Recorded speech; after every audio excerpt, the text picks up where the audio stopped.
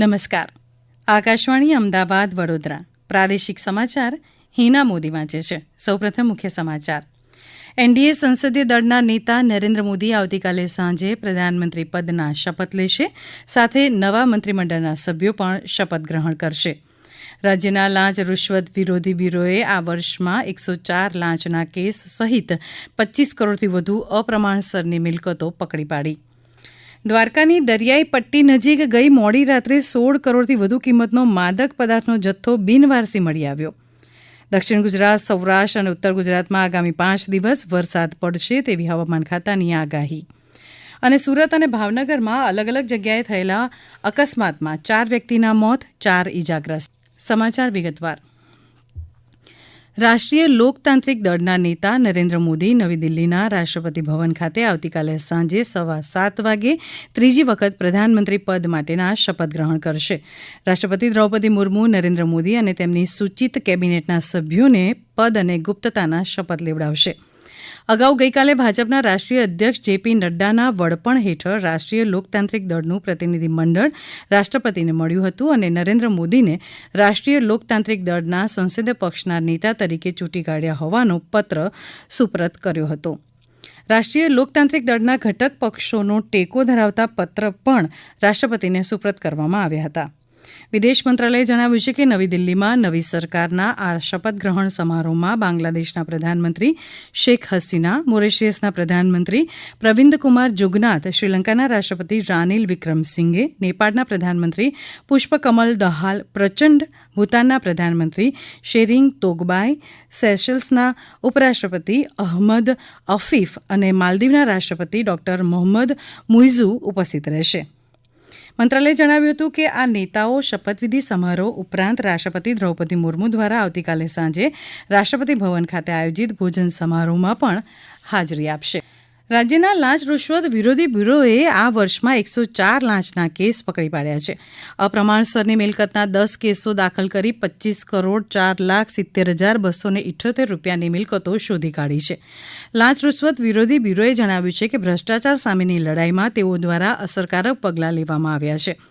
ફરિયાદીને પૂરતું રક્ષણ મળી રહે તે માટે કેર એટલે કે અરજદારની સંભાળ રાખી અને અસરકારક જવાબ આપવો કાર્યક્રમની શરૂઆત કરવામાં આવી છે.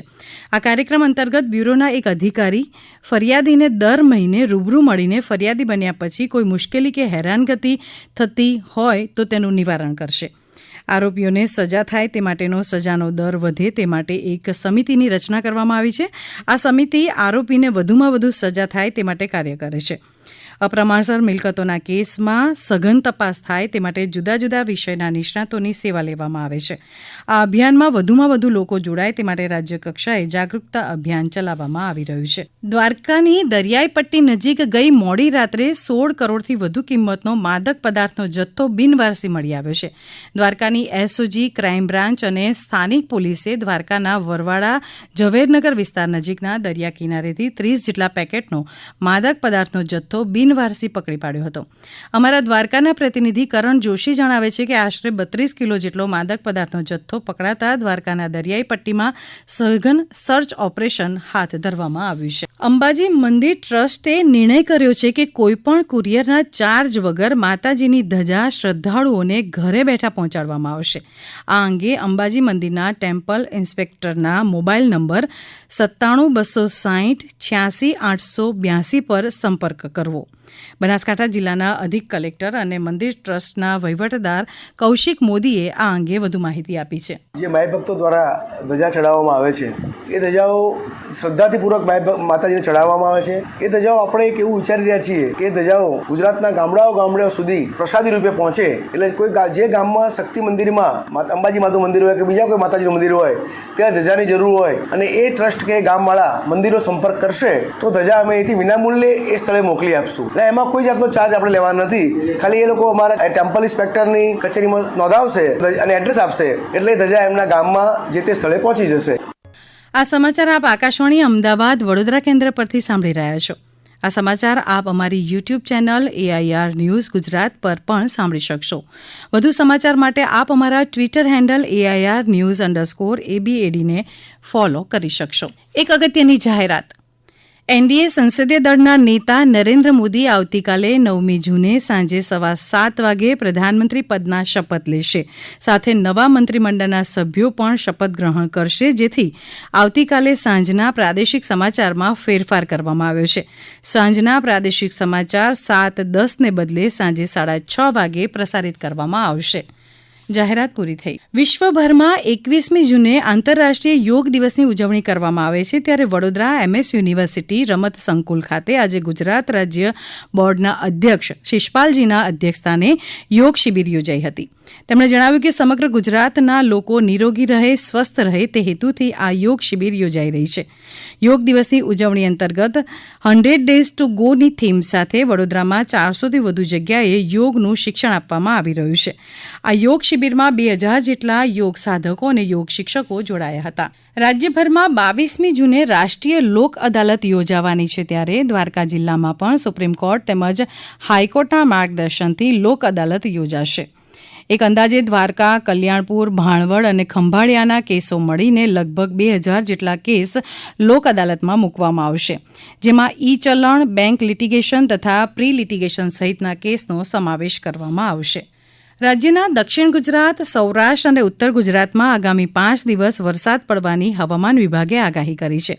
આજે દક્ષિણ ગુજરાતમાં મેઘરાજાનું આગમન થઈ ગયું છે. વહેલી સવારથી છોટાઉદેપુર અને ઓલપાડમાં મુશળધાર વરસાદ વરસી રહ્યો હતો. છોટાઉદેપુર જિલ્લાના રાઠ વિસ્તારમાં મુશળધાર વરસાદ વરસ્યો હતો. મધ્યપ્રદેશના ઉપરવાસમાં ભારે વરસાદ વરસતા ઓરસંગ નદીમાં નવા નીરનું આગમન થયું છે. દક્ષિણ ગુજરાતમાં 7 થી 11 જૂન સુધી વરસાદની સંભાવના છે. તે મુજબ આજે ક્વાંટ તાલુકાના રેણદી ગામની તાપણ નદીમાં નવા નીર આવ્યા છે. આજે સવારે સુરતના માંગરોળમાં સૌથી વધુ 1 ઇંચ વરસાદ નોંધાયો, જ્યારે ડાંગના સુબીર તાલુકામાં 0.25 ઇંચ, વઘઈમાં 0.5 ઇંચ વરસાદ નોંધાયો હતો, જ્યારે સુરત, નવસારી, તાપી, સુરત સહિતના જિલ્લાઓમાં સામાન્ય વરસાદ વરસ્યો હતો. સુરત અને ભાવનગરમાં અલગ અલગ જગ્યાએ અકસ્માત સર્જાતા 4 વ્યક્તિના મોત નીપજ્યા છે.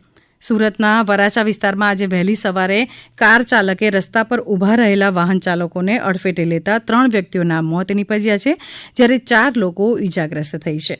અમારા સુરતના પ્રતિનિધિ લોપા દરબાર જણાવે છે કે આજે વહેલી સવારે પૂરપાટ ઝડપે ચલાવી રહેલા કાર ચાલકે કાબુ ગુમાવતા રોડ પર બાઇક પર બેઠેલા લોકોને ટક્કર મારી હતી, જેમાં 3 લોકોના ઘટના સ્થળે મોત નીપજ્યા હતા, જ્યારે 4 લોકો ઇજાગ્રસ્ત થતાં તેમને સારવાર માટે હોસ્પિટલમાં ખસેડવામાં આવ્યા છે, જેમાંથી એક વ્યક્તિની હાલત ગંભીર છે. અમારા ભાવનગરના પ્રતિનિધિ સુરેશ ત્રિવેદી જણાવે છે કે શેત્રુંજી ડેમમાં નહાવા પડેલા સગીર સહિત 2 વ્યક્તિ ડૂબી ગયા હતા. લાંબી શોધખોળ બાદ સગીરનો મૃતદેહ મળી આવ્યો છે, જ્યારે અન્ય એક વ્યક્તિની શોધખોળ ચાલુ છે. રાજકોટ મહાનગરપાલિકાએ ફાયર NOC અને BU સર્ટિફિકેટ સાથે કુલ 1136 એકમોની ચકાસણી કરી હતી, જેમાં 444 એકમોને સીલ કરવામાં આવ્યા છે. અમારા રાજકોટના પ્રતિનિધિ જણાવે છે કે રાજકોટ ગેમિંગ ઝોનમાં આગ લાગવાની ઘટના બાદ મહાનગરપાલિકા દ્વારા સઘન ચેકિંગ ઝુંબેશ હાથ ધરવામાં આવી છે, જેમાં રાજકોટ શહેરમાં આવેલા hospital, tuition classes, mall, shopping complex, community hall, auditorium hall, cinema hall, water park તથા અન્ય જાહેર સ્થળો કે જ્યાં મોટી સંખ્યામાં લોકો ભેગા થતા હોય ત્યાં ફાયર સેફટીની ચકાસણી કરવામાં આવી હતી. રાજ્યની જીવાદોરી સમાન નર્મદા બંધની સપાટી અને આવકમાં વધારો થયો છે. રાજ્યને તેના હિસ્સાનું પાણી આપવા માટે મધ્યપ્રદેશના ઉપરવાસના ડેમમાંથી પાવર હાઉસ શરૂ કરતા નર્મદા બંધની સપાટી અને પાણીની આવકમાં વધારો થયો છે. અમારા નર્મદા જિલ્લાના પ્રતિનિધિ દીપક જગતાપ જણાવે છે કે હાલ સરદાર સરોવર નર્મદા બંધની સપાટી 123.98 મીટરે પહોંચી છે. હવે સાંભળીએ રાજ્યના કેટલાક અન્ય સમાચાર સંક્ષિપ્તમાં.